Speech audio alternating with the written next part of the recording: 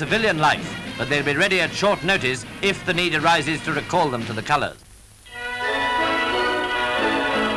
Evidently, Stroob and Tom Webster consider George Robey as still a first-class subject for a cartoon. Sir Charles Cochrane was also at the party, George Robey being accompanied by his wife on the left and Violet Lorraine, his partner in the Bing Boys. It was a Foyles luncheon, and Mr. Herbert Morrison was one of the guests of honour. And we're glad that he is looking so well. And I'm personally glad to have had the opportunity of meeting again his wife, Mrs. Robey, who I knew as Miss Hitler, I beg your pardon, Miss Littler.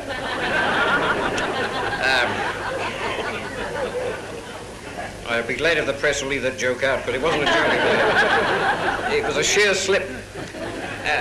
When she was with her brother at the Royal Artillery Theatre, Woolwich, where my wife and I used to go every week and had a happy time.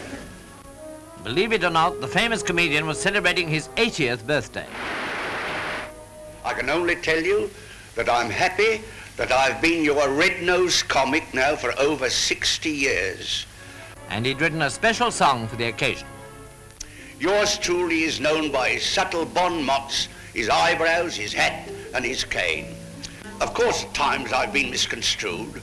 That fact worried me quite a lot, for when people say, does he mean something rude? I say, Archibald, certainly not. Those were the days before wireless and screen. Folks flocked to the play or review. They stopped, they looked, and they listened because they enjoyed it, and very nice too.